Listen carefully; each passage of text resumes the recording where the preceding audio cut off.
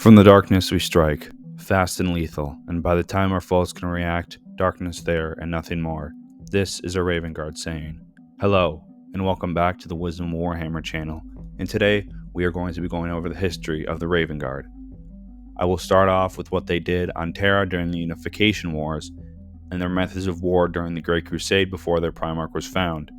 Then I will talk about their time during the Horus Heresy and after the Heresy, all the way up to the current time. I will finish up with the known characters, then their philosophy, gene seed, then how they waged war, and notable battles that they were in. Side note, I do not own any artwork in the video, and all things Warhammer under the ownership of Games Workshop and Black Library. Now, with the intro out of the way, let's get the video started, shall we? During the Unification Wars on Terra, the Raven Guard were the assassins of the Emperor. They would scout out targets that are to be eliminated, and before eliminating them, the Raven Guard would know places of importance due to their infiltrations and sabotages. Then when the moment came, they came out of the shadows and would ruthlessly destroy their target and their forces without them knowing what happened. They would kill the command structure, but instead of retreating to let another legion destroy the rest, they would go back into the shadows and repeat until all were dead. The number of operations that require the 19th are unknown, but remained in the dark serving as the assassins before their Primarch was found. They are classified as guerrilla fighters due to them using hit and run tactics and laying traps, but are equipped to destroy entire planets if needed. For the Terran recruits, they were mostly drawn from the Xeric tribe of the Asiatic Dustfields, but still had recruits from different parts of Terra.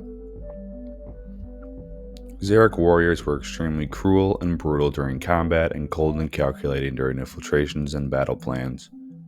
One of their known campaigns was against the tyrant Caligan of Urish. Not a lot of records are available about this campaign, but it is said that the way the Raven Guard fought was the template of how their Primarch fought his war on Deliverance. The 19th started off by infiltrating and finding key elements of the tyrant's armies and his warlords, and then they had groups shadow their targets, and when the command was given, they killed the tyrant and his warlords. Now leaderless, the tyrant's army was herded into a massive prison camp in the east. After the campaign, the Emperor sent the 19th into the Sol System, and a well-known campaign was in the Jovian range. The opponent was the Xenos race. They fought them on the lunar site Lysynthia, and records say that it was costly for the Raven Guard and resulted in the extermination of the settlers of Lysynthia. Some of the veterans of that campaign were recalled from service by the heads of the Gene Forges, and they did not return to the Legion. But the remaining veterans of Lysynthia had marks on their armor. There were few remaining veterans, which were Dreadnoughts and Shade Captain Volatarius, who was important in the defeat of the Xenos. My speculation is that those veterans who were called back to the Gene Forges were purged due to them losing their sanity. Continuing on in the Great Crusade, the Raven Guard and the Lunar Wolves fought alongside each other until Corax was found. Both legions complemented each other with the brutal frontline assault troops of the 16th and the quiet infiltration teams of the 19th, resulting in quick victory. Horus even treated the 19th like his legion due to the bond with the Lunar Wolves, growing from Terra and now Chthoniya. The 19th did not reunite with their Primarch until over a century after the Great Crusade began, and at that point they had a record of their own. When Corax saw those records of victory, he said that they reminded him of the slave lords of his adoptive homeworld due to their brutality. He immediately reorganized the Legion, and most brutal commanders lost their position of command and were put in rank-and-file roles. Corax remade the Legion from the brutal and cold shadow killers into liberators, and like a lot of the legions, the Raven Guard became even more effective. Another thing that was eventually improved was the gear that the 19th had. For example, they gained the Shadowhawk, which is a Thunderhawk but stealthier, and the Whisper Cutter, which is a light stealth Voidcraft. They eventually got the Corvus pattern, power armor, which sacrifices defense for mobility, which the Raven Guard used for the remainder of the Great Crusade and Horus Heresy. One of the more notable campaigns of the Raven Guard was the Isfahan Compliance. A scout fleet of the Raven Guard fought the system of planets and tried to bring them through negotiations but failed. Soon after, Corax and the Raven Guard arrived and Corax was informed of the failed negotiations, he prepared his sons for war. Due to the rich industry of the system, the War Council said that no other legion other than the 19th were allowed to bring them compliance. The reason for this was how the Raven Guard fought its wars by doing surgical and precision strikes on the enemy, and they did just that. The ships of the 19th moved into orbit of Isfahan 3 and proceeded to wipe out the military infrastructure and seats of government. The natives of Isfahan 3 fought bravely against the Legion, but were defeated, and the system was brought into compliance by Corax and its 800 companies of Raven Guard. The next notable campaign was the Battle at Gate 42, which was a devastating time for the Raven Guard. In the battle had the Lunar Wolves, which were there first, the Space Wolves, Iron Warriors, and of course, the Raven Guard. Recently, Horus became War Master, and to prove he was the right choice, he ordered the Raven Guard to perform a frontal assault, which the 19th Legion was not accustomed to. Corax argued against this, but Perturabo called him a coward, but Lehman sort of encouraged Corax to do it.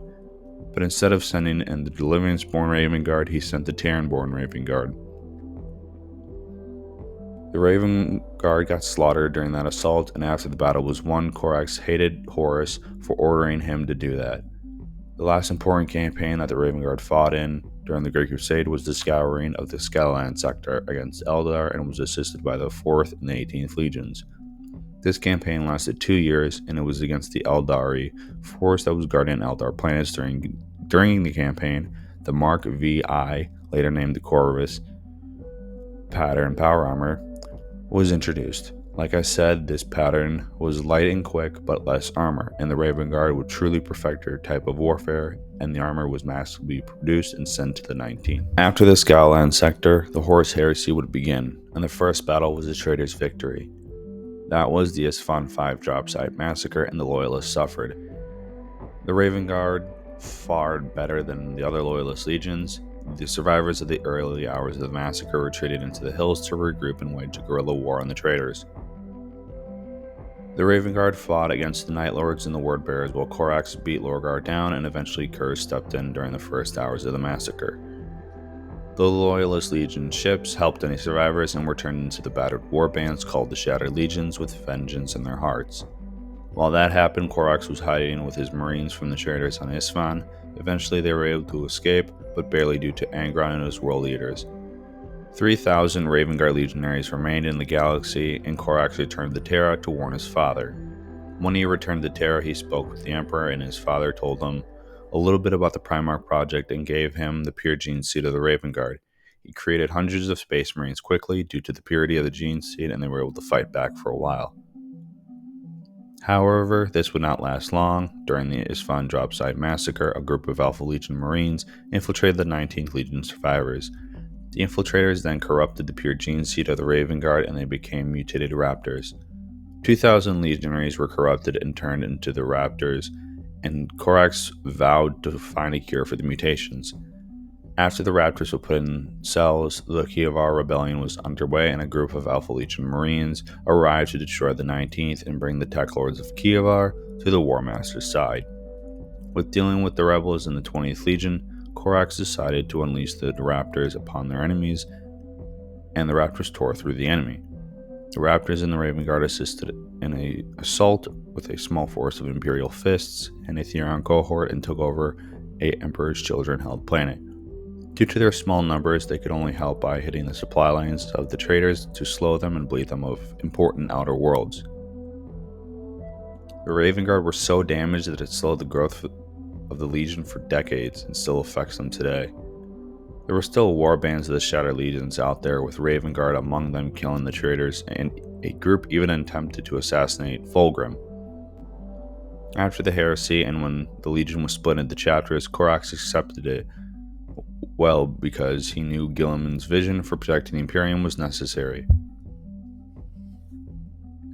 One thing that Corax had to do for his Legion was put his mutated sons out of their misery, because the Imperium would burn them, so he went cell to cell putting them down while his non-mutated sons watched their father fall into depression. When the mercy killings of the Raptors ended, Corax locked himself in his personal quarters, and his sons waited for him to leave his quarters for a year.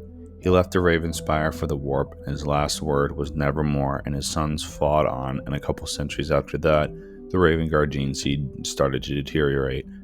The gene seed was mostly non-viable, and due to the scarcity of viable gene seed, made them be more careful for who they choose as recruits. After the Ascension, the ones who pass the test are put in the 10th Company but longer than the other chapters. There are some well-known war zones that the Raven Guard fought in, but I'll talk about them in the notable campaign section of the video. In Era Indomitus, a lot of Raven Guard strength was put in the campaign against the Tau, but sadly the chapter master Corvin Severax died and was replaced by Kayvan Shrike.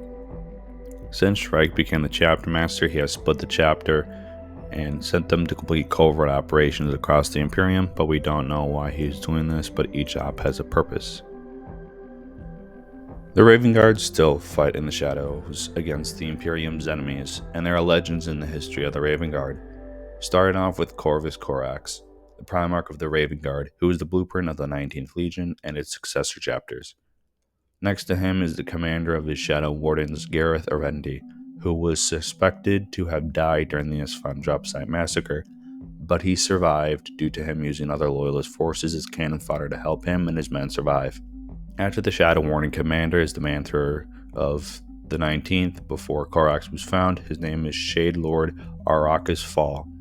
He's one of the Terran-born Marines, so that means he is just like the other Terran-born 19th Legionnaires, brutal and cold. He was the master of the 19th for 30 years, and as soon as Corax was found and he saw his legion, he said nope and put Arrakis Fall and his fleet off into the dark, and we don't know where he went or what happened to him.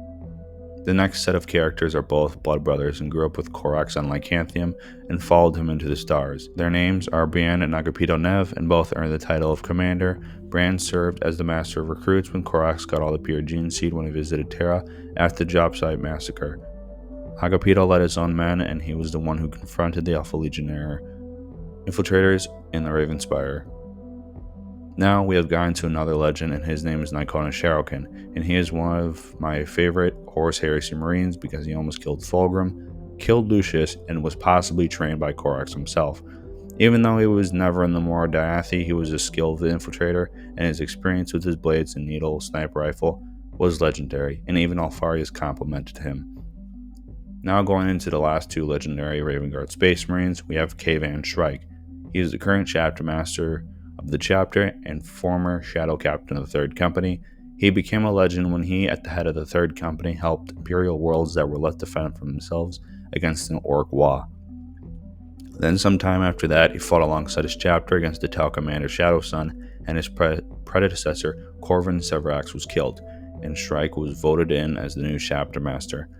Now going into his predecessor, not much is known other than he died at the hands of Shadowsun, but he was an honorific figure within his chapter, and some of the other Raven Guard successor chapters respected him. All the characters that I have described have a lot of things in common, but all of them and the Raven Guard have one thing in common. It is the philosophy and the beliefs of the Raven Guard, and maybe some of their successor chapters. One of their well-known beliefs is that the fetishes that they wear are called the Corvia, which is a raven skull that comes from the ravens in the forest of Kievar. But before they get them, they have to first master the art of wraith slipping, and when they master it, they must sneak up on a bird and kill them. Then they have earned their Corvia. They wear the Corvia on their neck or somewhere on their armor, and these things show the honor of the warrior, and when they die, it is recovered. When the Corvia is retrieved, it is returned to Kievar so that it can be buried in the soil, and if they have the body of the Marine, his brothers will strip them of their armor, weapons, and gene seed, then they let the birds feast on the body. Now you're wondering if the Raven Guard see the Emperor as a god, but they just see him as a leader of mankind and creator of the Imperium, nothing more or less. They see Corax as the son of the Emperor and view him as a person who is willing to make hard choices when needed. Corax also believed that he had to protect those who needed help and to defend the citizens of the Imperium in the shadows. Think of them as the salamanders, but they are very dark and brooding, but they do care for the people of the Imperium more than most chapters. After every combat engagement, they look over what they can improve upon and better the combat doctrine of the Raven Guard. The captains do this as well, but they still encourage more initiative and tactical skills more than personal combat prowess, but still encourage the personal improvement of each Marine. But the Raven Guard would rather do a surgical strike than have a long drawn-out battle, which has created tension between the Raven Guard and other chapters, such as the Blood Angels and White Scars. Small fact that I have to talk about is the rivalry between the Raven Guard and the White Scars. It is not as bad as those Space Wolves and Dark Angels. An event that fueled the rivalry was a joint campaign between the two chapters where the Enslaver race mind-controlled some Raven Guard and the White Scars had to kill them. The Raven Guard hated this, and even the two current chapter masters of each chapter were there. For the gene seed of the Raven Guard, it was badly damaged from the fast processing when Corax rebuilt the Legion during the Heresy. Due to a lot of the gene seed being damaged and or lost, but now most of the gene seed comes from the Vaults of Terra. Also, from the issues from the gene seed, they have to train neophytes longer than most chapters. Some of the organs that the majority of chapters have that are important have mutated or aren't correctly working in the Raven Guard. The organs that they don't have anymore are the muconoid gland, which helps Marines to survive extreme heat, cold, and the void of space. The next one is the Betcher's gland, which allows Marines to spit acid saliva, and the last one is that they have implanted, but it's sort of mutated. It is called the melochromatic organ, which affects the Marine's skin, which adapts to their solar radiation, but the Raven Guard skin, as time goes on, loses pigment no matter what color it was before. A Marine of the Raven Guard or a successor chapter's skin will turn very white and hair will turn jet black, as well as the eyes. One thing that is interesting is the genetic defect of the Raven Guard in the successor chapters is it cures sort of like the Black Rage, but not as bad as that. It comes in stages, but eventually they become like their gene father, and from this demeanor comes their combat doctrine. The first stage is them working in a small squad of battle brothers and looks at frontal assaults of other chapters as ineffective and barbaric. And if he is told to rush an enemy head-on, he will resist. The next stage is he is more brooding and stays in the shadows when he is around other Marines and during mission briefing and only talks when needed. In the final stage, he does not listen to anyone and thinks that their tactics are bad and only thinks that his way of fighting is the only correct way. In summary, they just turn into a smaller version of Corax, and at that point they should look like a ghost with jet black hair and eyes. There was something similar during the Great Crusade called the Sable Brand, which made the legionaries that were affected into extremely cold and calculated killers who did not care for orders or battle plans. They only wanted to stay in the shadows and kill the enemy's Imperium, and were very suicidal and wanted nothing more than cold, dark embrace of death. If they survived, they would return to normal after a while. Corax and the Raven Guard would put them into shock troops and kill teams and use them to kill an HVT and anything they wanted dead. Another Raven Guard special unit is called the Mor Dianthi, which is an elite squad of Raven Guard trained by Corax himself and nicknamed the Shadow Masters. They possess a special ability called Shadow Walking, which allowed them to blind people to their presence even if they stood in front of them. The equipment that they use is chainswords and bolt pistols as the main weapons, but can be deployed with bolt sniper rifles, shotguns, and rare weapons, such as Volkite weapons and plasma weapons. They have their own combat language as well, called Stalk Ergot, which are whispers and sounds like wind and sighs and can sound like sounds of nature. They were a secret group only Corax and some apothecaries knew who the Mor Dianthi were, but during the Isfahan drop site massacre, a small number survived, but they were still able to hurt the traitors and were disbanded up until recently when K-Van Shrek got them back together. The Raven Guard structures their chapter the same way as other Space Marine chapters, and they recruit from Kievar and Deliverance. From what I have heard is that they watch over a potential recruit for a couple days, and when they deem them worthy, they kidnap them. They are then taken to the Raven Spire to begin screening and then testing, and the screening is, like I said before, very long. One of the final tests is where an aspirant is strapped to a chair and probed by a librarian and questioned by a chaplain. The way to pass the test is to speak truthfully, and that is why the librarian is in their mind, and if they lie, they are turned into a servitor. But if they pass, then the training begins. They are given implants in gene seed. They are trained in raid slipping as well as basic combat training. They are also trained in the ways of the Raven Guard warfare. They become a full battle brother after crossing 200 miles without being detected within a couple days, similar to the test of Mordecai, but not as brutal but still difficult. One thing to keep in mind is that the Raven Guard take a lot more time to train neophytes due to the pure gene seed coming from Terra. So the training of the Raven Guard Marines gives them enough time to fully master the skills that they have learned from the best Shadow Masters in the Ravenspire. They train in stealth, infiltration, and sabotage, but if tech marines, librarians, and apothecaries find a worthy novice, they will take them and train them in their way as well as their regular training.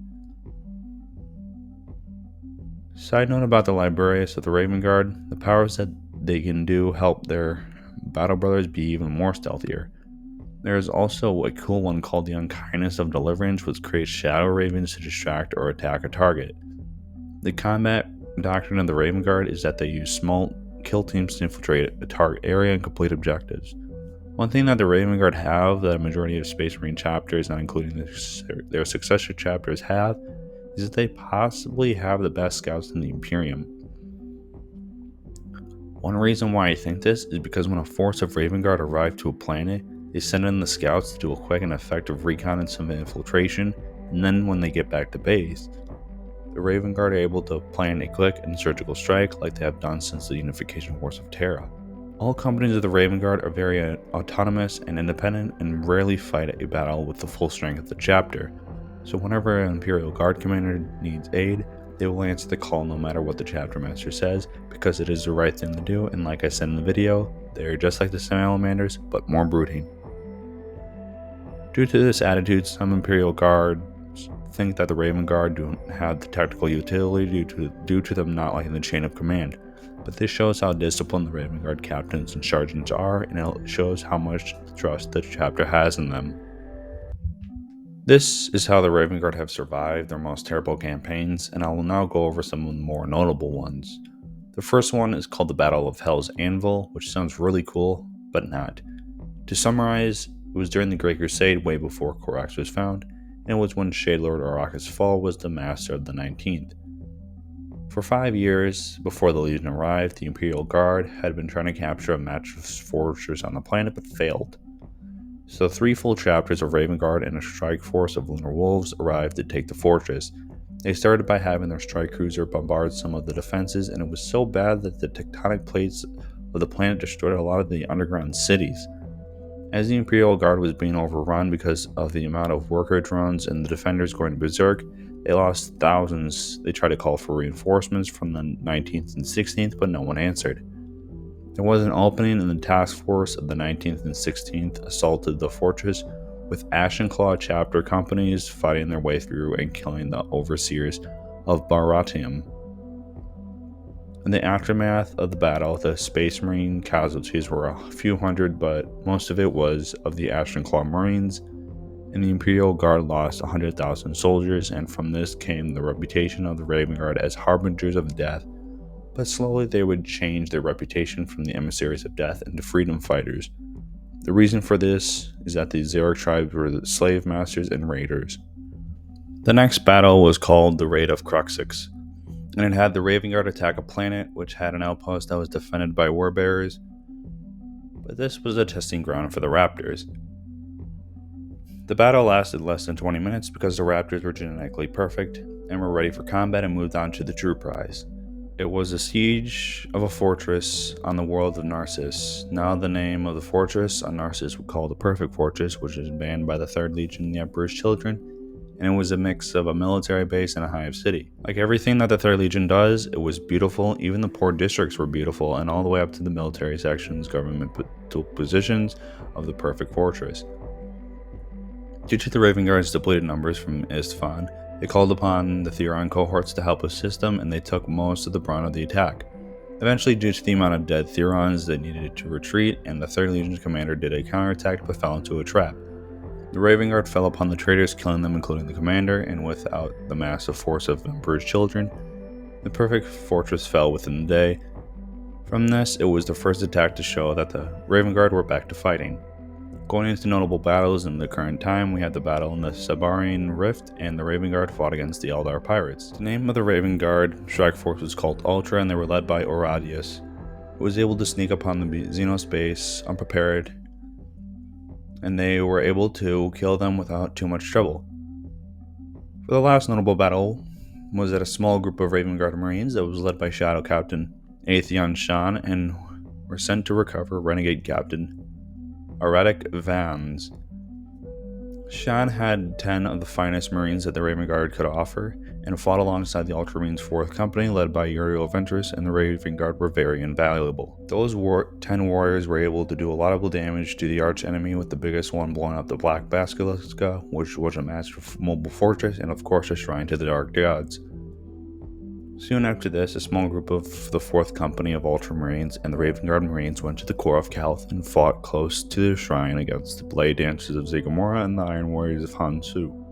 After defeating the Chaos Forces at the shrine, all 10 of the Raven Guard Marines that followed Shan died, as well as the renegade Captain Fans, who redeemed himself, but the Loyalists needed to go to the world of Talisar to support Melnia's Calgar, alongside the 2nd Company and 1st Company and 4th.